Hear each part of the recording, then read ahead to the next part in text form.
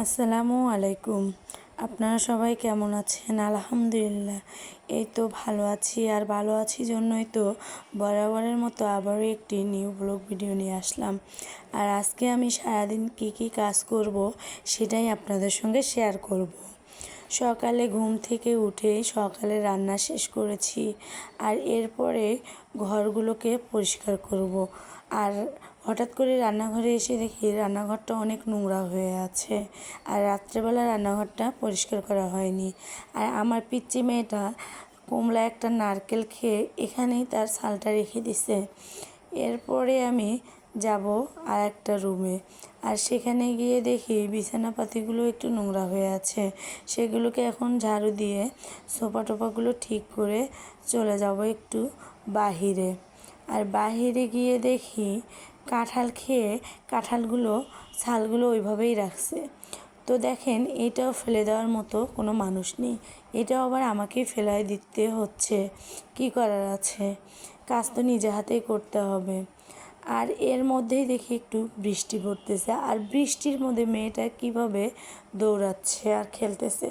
ওকে আমি ডাকলাম যে আসো ঘরে যাব, তারপরেও ও যাচ্ছে না। আর এই তো দেখেন অনেক শ্যাওলা পড়ে গেছে, আর মেয়েটা তারপরেও ওখানেই দাঁড়িয়ে আছে। ও আমাকে নিষেধ করতেছে যে আমি যাব না রুমে। তারপর ওকে আমি বাহিরে রেখেই চলে আসলাম। আর এখন কাঁঠালের বিচিগুলো একটু পরিষ্কার করে রাখবো।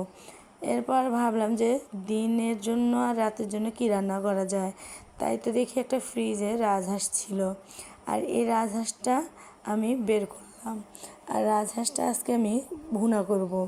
এই রাজহাঁসটা অবশ্য আমাদের বাড়ির হাঁস, আর এর আগে আমাদের অনেকগুলো রাজহাঁস ছিল, সে রাজহাঁসগুলো বিক্রি করা হয়েছে। আর এর ফাঁকে আমি একটু মসুর ডাল উঠাই দিলাম। আর হাঁসটা তো আমি কাটতেই পারতেছি না, কারণ হাঁসটার হাড্ডিগুলো অনেক শক্ত, ঠিক যেন গরুর মাংসের হাড্ডি যেরকম সেই রকম। আর এই হাঁসটা কিন্তু পরে কাটতে হবে দা দিয়ে। এরপর হাঁস কাটা শেষে আমি হাঁসগুলোকে নিয়ে এসে একটা একটা করে বেছে পরিষ্কার করে নিলাম, কারণ অনেক সময় হাঁসের ভিতরে অনেক ময়লা থাকে, সেগুলো যদি ভালো করে না ধোয়া যায় তো খাইতে হয়তো একটু কেমন জানি লাগবে। এরপরে এগুলো আমি এখন রান্নার জন্য প্রেশার কুকারে দিয়ে দেবো।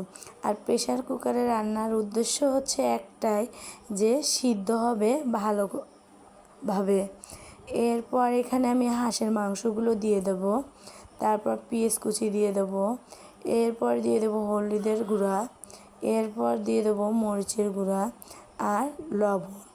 আর তারপরে আমি দেবো আদা বাটা, রসুন বাটা ও জিরা বাটা।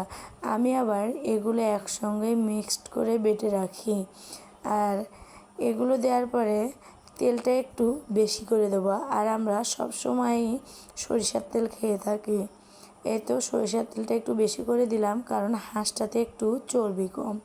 আর হাঁসে যদি একটু তেল মশলা না হয় তাহলে তো ভালো হবে না, এজন্য সব কিছু একটু কড়া করে দিয়ে দিলাম। আর এগুলো এখন আমি হাতে মাখাবো। আর হাতে মাখানো তরকারি কিন্তু আসলে অনেক মজা হয়।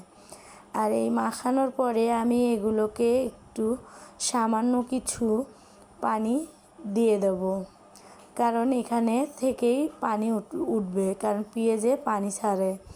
এরপরে আমি অল্প পরিমাণ পানি দিচ্ছি, দিয়ে এখন আমি ঢেকে দিয়ে রান্নাটা উঠাই দেবো।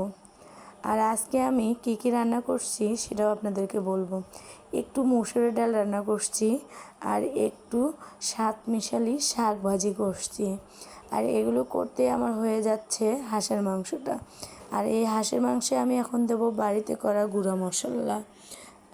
তাহলে আজ এই পর্যন্তই, আবারও কোনো নতুন ব্লগ ভিডিও নিয়ে আসবো। আল্লাহ হাফেজ।